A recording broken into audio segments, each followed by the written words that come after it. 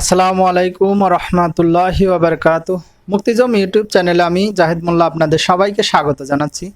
আমি আজকে যে বিষয়টি নিয়ে আপনাদের সামনে এসেছি তা হচ্ছে আজ থেকে 1400 বছর আগে হযরত আলী আলাইহিস সালাম দুনিয়া সম্পর্কে সতর্ক উপদেশ দিতে যে ভাষণ দিয়েছিলেন, সেই ভাষণটা আমি আজকে আপনাদের সামনে তুলে ধরছি।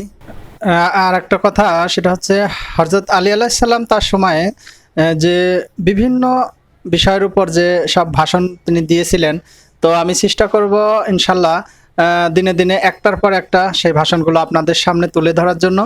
তো এই জন্য যারা আমার এই চ্যানেলটা এখনও সাবস্ক্রাইব করেননি, তাদেরকে অনুরোধ করছি যে সাবস্ক্রাইব লেখা অংশে এখনই টাচ করুন এবং পাশে থাকা বেল আইকনে টাচ করে তারপর সবার 3টা বেল আইকনের যে উপরের বেল আইকনটা আছে তাতে টাচ করে রাখুন, যাতে যখনই আমি নতুন ভিডিও আপলোড করি আপনারা সাথে সাথে বুঝতে পারেন যে নতুন ভিডিও আপলোড করা হয়েছে এবং তখন সেটা আপনারা ফার্স্টেই দেখে নিতে পারবেন। তো চলুন আমরা তাহলে হযরত আলী আলাইহিস সালামের দুনিয়া সম্পর্কে সতর্ক উপদেশের সেই ভাষণটা এখন শুনি।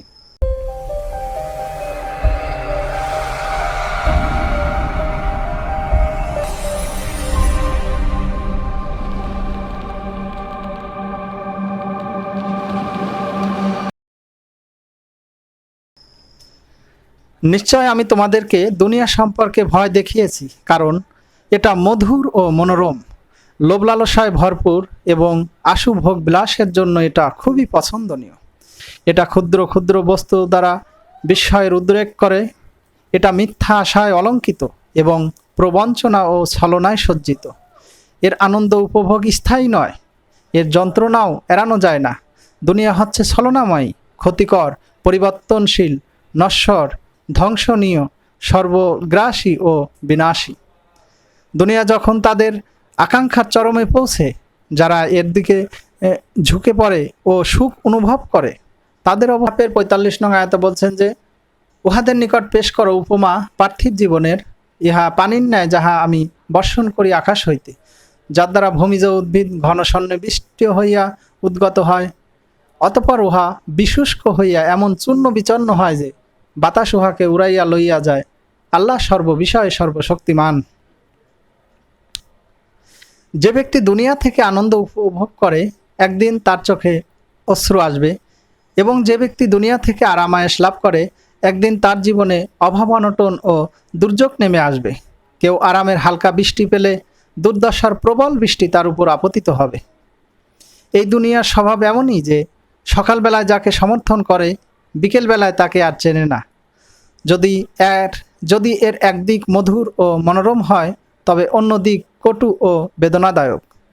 দুনিয়ার চাকচিক্য থেকে কেউ উপভোগ্য সংগ্রহ করলে তাকে এর দুর্যোগের দুর্দশাও মোকাবেলা করতে হয়। যে ব্যক্তি নিরাপত্তার পাখাতলে সন্ধ্যাবেলা অতিক্রম করবে, সকালবেলায় সে আতঙ্কের পাখার অগ্রভাগের পালকের নিচে থাকবে। দুনিয়া হচ্ছে ছলনাময়ী এবং এতে যা কিছু আছে সবই ছলনা মাত্র। এটা নশ্বর এবং এর ভাণ্ডারে কল্যাণকার কোনো রসদ নেই, একমাত্র তাকওয়া ছাড়া। যে দুনিয়া থেকে স্বল্প মাত্রায় গ্রহণ করে, সে অনেক কিছু সঞ্চয় করে যা তার পরকালে নিরাপত্তা প্রদান করবে, এবং যে এটা থেকে অনেক বেশি কিছু গ্রহণ করে, সে মূলত তাই গ্রহণ করলো যা তাকে ধ্বংস করবে। তার সংগ্রহসমূহ ছেড়ে সে অচিরেই প্রস্থান করবে। কত লোক দুনিয়ার উপর নির্ভর করেছিল, কিন্তু দুনিয়া তাদেরকে দুঃখ দুর্দশায় নিপতিত করেছিল। কত লোক এতে শান্তি অনুভব করেছিল, ফলে তাদের অধঃপতন হয়েছিল। কত লোক দুনিয়া সংগ্রহ করে মর্যাদাকর অবস্থায় ছিল, কিন্তু তা তাদের হীনাবস্থায় ফেলেছে। এবং কত লোক এই দুনিয়া সংগ্রহের জন্য গর্বিত ছিল, কিন্তু তা তাদেরকে অসম্মানজনক অবস্থায় ফেলেছিল। দুনিয়ার কর্তৃত্ব তো পরিবর্তনশীল।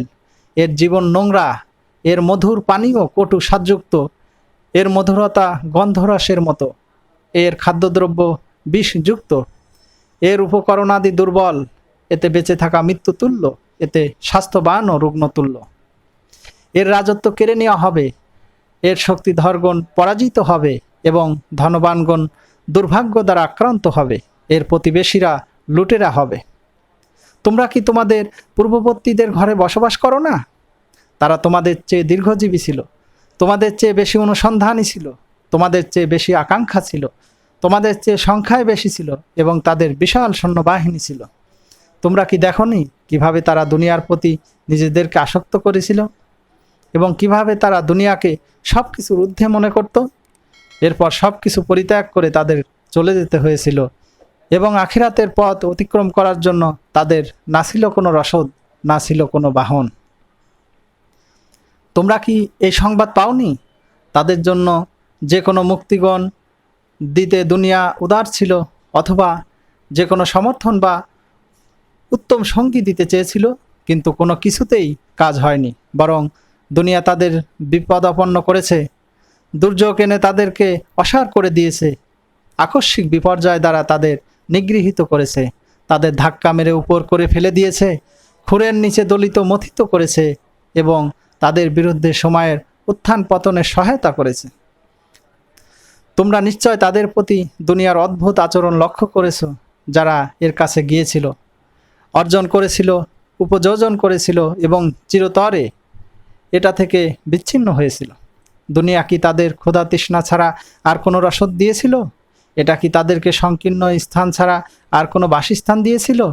এটা কি তাদেরকে অন্ধকার ছাড়া আলো এবং অনুশাসনা ছাড়া অন্য কিছু দিতে পেরেছিল? এটাই কি সেটা নয় যা তোমরা বেশি বেশি পেতে চাও, যাতে তোমরা সন্তুষ্ট থাকো এবং যার প্রতি তোমরা লোভাতুর থাকো? কত নিকৃষ্ট এই আবাসস্থল যা তারা অনুমান করতে পারেনি এবং ওটা থেকে তাদের ভয়ের উদ্রেক হয়নি। মনে রেখো, দুনিয়াকে পরিত্যাগ করে তোমাদেরকে চলে যেতেই হবে। তোমরা তাদের কাছ থেকে শিক্ষা গ্রহণ করো যারা বলতো যে আমাদের চেয়ে শক্তিশালী আর কে আছে, যেটা হচ্ছে সূরা হামিম আশ-সাজদার 15 আয়াতে বলা হয়েছে। তাদেরকেও কিন্তু কবরে নেওয়া হয়েছিল, কিন্তু সওয়ার হিসেবে নয়। তাদেরকে কবরে থাকতে দেওয়া হয়েছিল, কিন্তু মেহমান হিসেবে নয়। তাদের কবর মাটিতেই হয়েছিল, তাদের কাফন কাপড়েরই ছিল, পুরাতন হাড় তাদের প্রতিবেশী হয়েছিল। এটা এমন প্রতিবেশী যা আহ্বানে সাড়া দেয় না, বিপদে সাহায্য করে না এবং কাঁদলে ফিরেও তাকায় না। বৃষ্টি হলে তারা অর্থাৎ কবরবাসীরা আনন্দ অনুভব করে না এবং দুর্ভিক্ষে তারা হতাশও হয় না। তারা একত্রিত কিন্তু একে অপর থেকে আলাদা। তারা একে অপরের নিকটবর্তী কিন্তু কেউ কাউকে দেখে না। তারা একে অপরের সাথে সাক্ষাৎ করে না। তারা সহিষ্ণু এবং কারো প্রতি কোনো ঘৃণাবোধ নেই। তারা অজ্ঞ এবং তাদের দ্বারা কারো ক্ষতির সম্ভাবনা মরে গেছে। তাদের কাছ থেকে বিপদের কোনো আশঙ্কা নেই এবং বিপদে তারা সাহায্য করতে পারবে এবং আশাও নেই। তারা পৃথিবী পেটের সাথে, বিশালতাকে সংকীর্ণতার সাথে, পরিজনকে একাকিত্বের সাথে এবং অন্ধকারকে আলোর সাথে বিনিময় করে নিয়েছে। তারা যেভাবে এই পৃথিবীতে এসেছিল সেভাবেই খালি পায়ে ও নিরাবরণ শরীরে চলে গেছে। তারা তাদের স্থায়ী জীবন ও আবাসে শুধুমাত্র তাদের আমল নিয়ে গেছে। তাই তো আল্লাহ পাক সূরা আম্বিয়ার 104 আয়াতে বলছেন যে সেই দিন আকাশমণ্ডলী গোটাইয়া ফেলিব, যেভাবে গোটানো হয় লিখিত দপ্তর, যেভাবে আমি প্রথম সৃষ্টির সূচনা করেছিলাম সেইভাবে পুনরায় সৃষ্টি করিব।